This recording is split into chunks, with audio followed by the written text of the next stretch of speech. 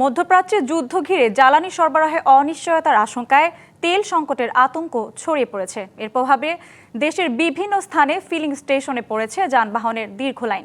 কোথাও কোথাও অতিরিক্ত চাপের কারণে সাময়িকভাবে বন্ধ রয়েছে তেল বিক্রি। এদিকে তেল পাচার রোধে সীমান্তে কঠোর নজরদারি চালাচ্ছে বিজিবি।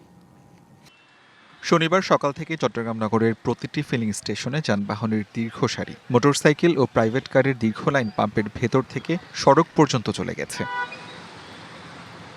পাঁচলাইশ, ১৬ শহর, অক্সিজেন, নতুন ব্রিজ ও আতুরার ডিপোসহ বিভিন্ন এলাকার পাম্পেও একই চিত্র। ঘন্টার পর ঘন্টা দাঁড়িয়ে তেল পাচ্ছেন যানবাহন চালকরা, কর্মচারীরা খাচ্ছেন হিমশিম।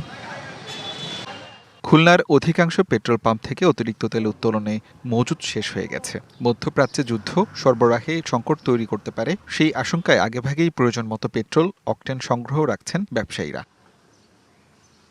রাজশাহীর পাম্পগুলোতেও অনেকে প্রয়োজনের চেয়ে অতিরিক্ত তেল দাবি করছেন। এতে নির্ধারিত সময়ের আগেই তেল সংকটে বেশ কয়েকটি পাম্প বন্ধ করা হয়েছে। নাটোরে সব ধরনের তেল দেয়া বন্ধ করেছেন পাম্প মালিকরা। মোটরসাইকেল, বাস, ট্রাক, মাইক্রোবাস এবং কৃষকরাও এসে তেল না পেয়ে হতাশ হয়ে ফিরে যাচ্ছেন।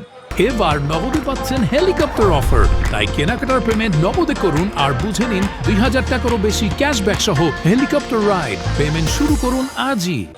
পাবনায় ফিলিং স্টেশনগুলোতে দীর্ঘ লাইন, কাঙ্ক্ষিত ফুয়েল না পাওয়ার অভিযোগ ভোক্তাদের। জমিতে সেচ না দিলে উৎপাদনে প্রভাব পড়বে, এজন্য পণ্য পরিবহন না করতে পারলে বাজারে প্রভাব পড়বে বলে আশঙ্কা ব্যবসায়ী এবং ক্রেতাদের।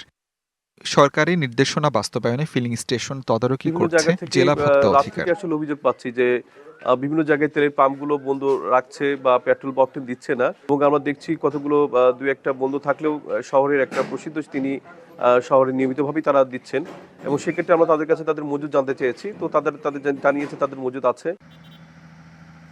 এদিকে তেল পাচার রোধে সুনামগঞ্জের সীমান্তে কঠোর নজরদারি চালাচ্ছে বিজিবি। জোরদার করা হয়েছে তল্লাশি।